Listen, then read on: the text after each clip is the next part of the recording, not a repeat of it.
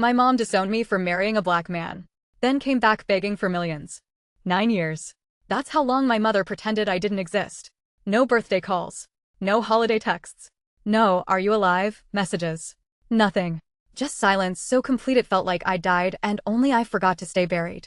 Then one rainy Tuesday afternoon, I opened my front door and found her standing there like the past had never happened. Same rigid posture. Same judgment carved into her face. Same cold eyes that once watched me pack my life into trash bags after she told me I was no longer her daughter. Except now she was holding a folded sheet of paper in both hands so tightly her knuckles looked bleached white. And she was smiling. Not warmly. Not lovingly. The kind of smile people wear when they think they're about to win something. I should have shut the door immediately. But trauma does strange things to people. Even after everything, some broken little piece of me still wanted my mother to say she missed me. Instead, she walked into my house without permission and handed me a list of demands. Not an apology. Not regret. A bill. And the worst part? She genuinely believed I owed her. But none of this started that Tuesday. It started nearly a decade earlier when I fell in love with a man my family decided was unacceptable before he even sat down at the dinner table. Marcus walked into my life when I was 24 years old and drowning in loneliness. I was working endless hours at a tiny marketing firm, surviving on cheap coffee and exhaustion, trying to convince myself adulthood wasn't as empty as it felt. Then I met him. Marcus had this laugh that filled space like sunlight through open curtains. He was brilliant, patient, endlessly kind. The kind of man who listened with his whole soul when you spoke. He was also black.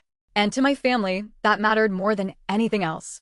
The first time I brought him home, my mother asked if he was the delivery driver before I could even introduce him. My father barely acknowledged him. My siblings whispered behind their glasses. The entire dinner felt like sitting inside a freezer. Marcus squeezed my hand beneath the table the whole night because he could feel me shaking. After he left, my mother cornered me in the kitchen. "He doesn't belong with us," she said flatly. No hesitation. No shame. Just pure disgust. I laughed at first because I honestly thought she was joking.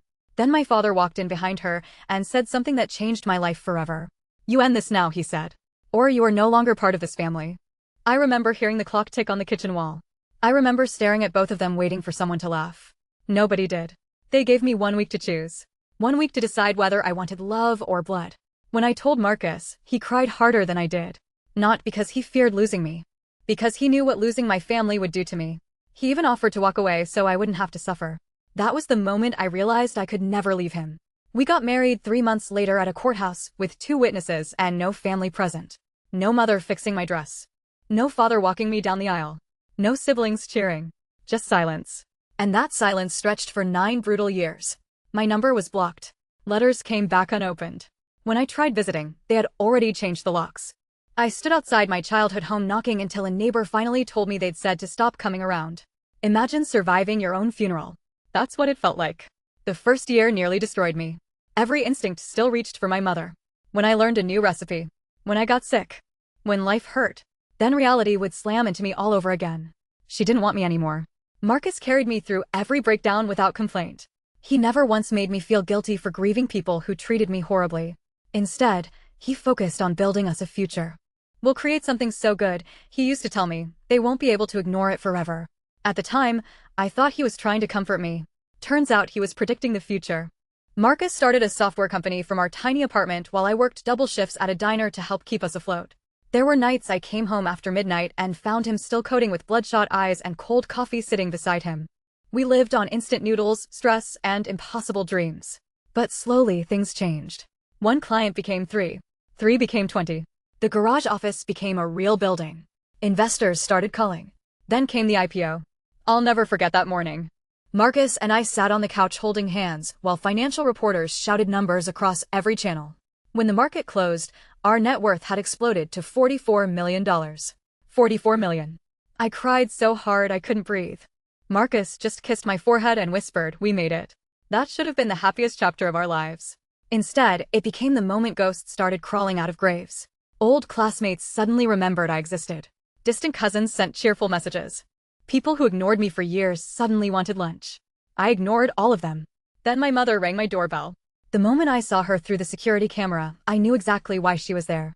Not love. Not guilt. Money. And I was right. She stood in my living room scanning the expensive artwork and marble floors before finally handing me that typed list. Pay their debts. Buy them a luxury home. Send monthly payments. Fund my sister's children.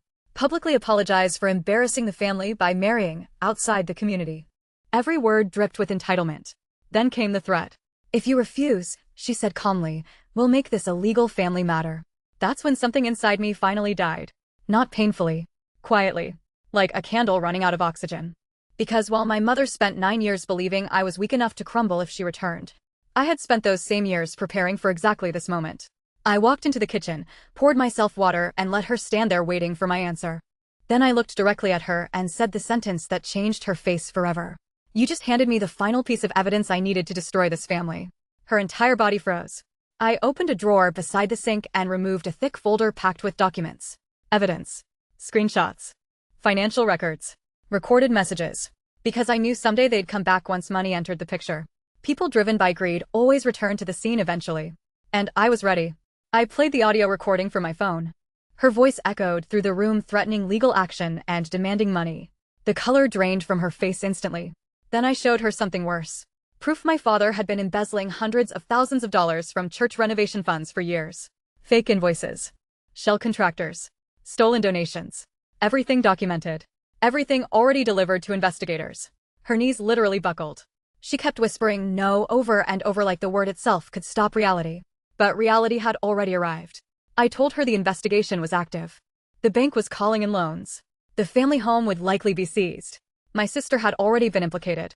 And the husband she trusted most had cooperated with authorities to protect himself.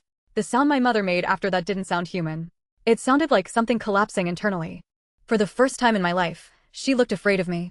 Not angry. Terrified. Then came the part that shattered her completely. I held up her list of demands. This, I said calmly, is extortion. I explained that the recording, combined with the written demands, was enough to support criminal charges against her too.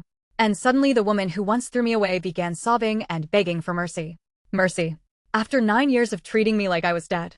I looked at her kneeling on my kitchen floor and realized something horrifying. I felt nothing. No rage. No triumph. No satisfaction. Just emptiness. Because by then, the mother I loved had already been gone for years. She sat there trembling on my kitchen floor while mascara streaked down her cheeks, and all I could think was how strange it felt to finally stop loving someone. For years, I'd imagined this moment differently. I thought if my mother ever came back, I'd scream at her. I'd ask why she abandoned me. Why she chose hatred over her own daughter. Why she erased me like I was some stain on the family name. But standing there looking at her collapse under the weight of her own choices, I realized I didn't need answers anymore. I already had them. Because people who truly love you don't throw you away when you stop being convenient. And people who destroy you don't suddenly become family again just because you succeeded without them. My mother reached for my hand. Actually reached for it. Like she thought she still had the right. Please, she whispered. We can fix this. Fix. That word almost made me laugh. Fix what? 9 years of funerals I attended alone? 9 years of holidays spent pretending I wasn't checking my phone every hour, hoping someone from my family would finally break the silence? 9 years of wondering whether my future children would ever know what grandparents felt like. There are some things that cannot be repaired. Only survived. I stepped back before her fingers touched me. You didn't come here because you love me, I said quietly. She opened her mouth, but no words came. You came because you thought I became useful. The truth landed harder than any scream ever could. She started crying harder then. Loud. Desperate. Ugly crying that echoed through the kitchen. And for one dangerous second, that old instinct inside me tried to wake up again. The little girl who wanted to comfort her mother. Marcus appeared in the doorway before I could weaken. He didn't interrupt. Didn't speak. He just stood there looking at me with those steady eyes that had carried me through every nightmare. And suddenly I remembered who I was now. Not the abandoned daughter. Not the rejected child. A woman who survived. A woman who built something extraordinary from absolute ruin. My mother noticed him then. Really noticed him. And I swear the realization finally hit her all at once. The man she once called unworthy had become everything their family never could. Successful. Loyal. Respected. Good. Marcus didn't glare at her. Didn't mock her. That would have been easier. Instead, he looked genuinely sad. And somehow that hurt her more. I warned them, he said softly. My mother blinked at him. Marcus folded his arms calmly. Years ago, he continued, I told your daughter hatred destroys the people carrying it. I just didn't expect it would happen this completely.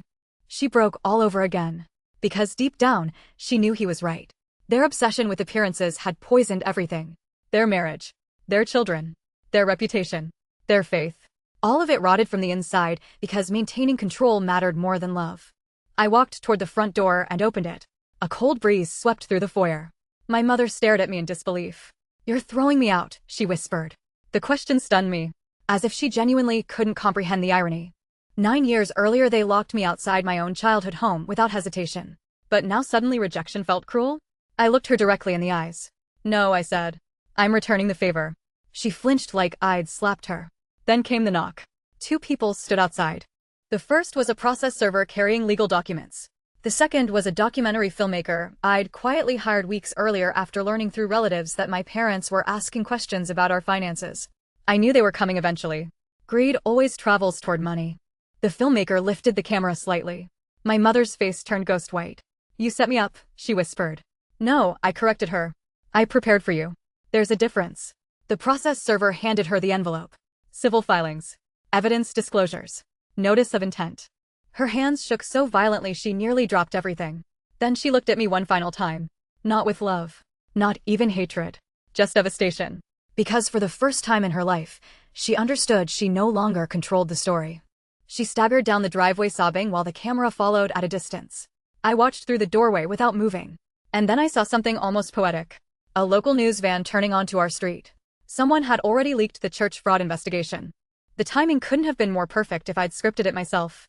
My mother saw the van too. Panic exploded across her face.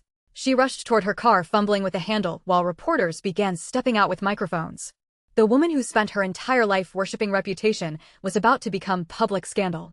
And the daughter she discarded was the only person who could have protected her from it. But I didn't. I simply closed the door. The silence afterward felt enormous.